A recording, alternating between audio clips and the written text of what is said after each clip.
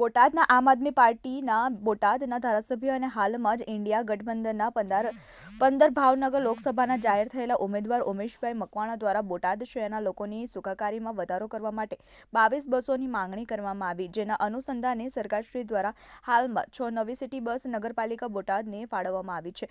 તેમાં થોડા સમય જ બાકી રહેલી સિટી બસો પણ બોટાદ શહેરને ફાળવવામાં આવશે તેવું બોટાદના ધારાસભ્ય ઉમેશભાઈ મકવાણા દ્વારા જણાવવામાં આવ્યું હતું. અને બોટાદ શહેરમાં 40 વર્ષ પછી સિટી બસની સુવિધા ઉપલબ્ધ કરવામાં આવી છે, જેથી બોટાદની જનતામાં ખુશીની લહેર છવાઈ હતી. આમ આદમી પાર્ટી સતત ગુજરાતની જનતામાં કામો માટે તત્પર છે અને ગુજરાતની જનતાને કામો માટે તત્પર રહેશે. દિલ્હીમાં પણ અરવિંદ કેજરીવાલજીએ જનતાના હિતના ઘણો કર્યા છે અને સતત કરતા રહે છે. અરવિંદજીના કામોથી પ્રેરિત આમ આદમી પાર્ટીના ગુજરાતના તમામ નેતાઓ અને કાર્યકર્તાઓ પણ પ્રેરણા લેતા રહે છે.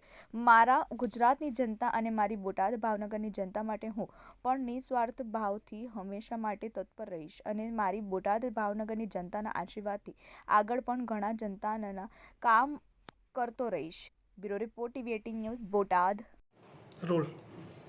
આજે બોટાદની જનતા માટે ખૂબ ખુશીના સમાચાર છે. ગુજરાત સરકાર દ્વારા જે આપણે ગૃહ મારફત બોટાદ શહેર માટે સિટી બસની માંગણી કરી હતી એ આપણી સરકાર દ્વારા માન્ય રાખવામાં આવી છે. બોટાદ નગરપાલિકાને આજે 6 બસ ફાળવી દેવામાં આવી છે. ક્રમશઃ આપણી 22 સિટી બસની માંગણી હતી અલગ અલગ રૂટ પ્રમાણે, તો એ પણ આપણી માંગણી સરકારમાં મંજૂર થઈ ગઈ છે અને ટૂંક જ સમયમાં મારી બોટાદની જનતા માટે સિટી બસની સુવિધાઓ આપણે આગામી 8 દિવસની અંદર શરૂ કરવા જઈ રહ્યા છીએ.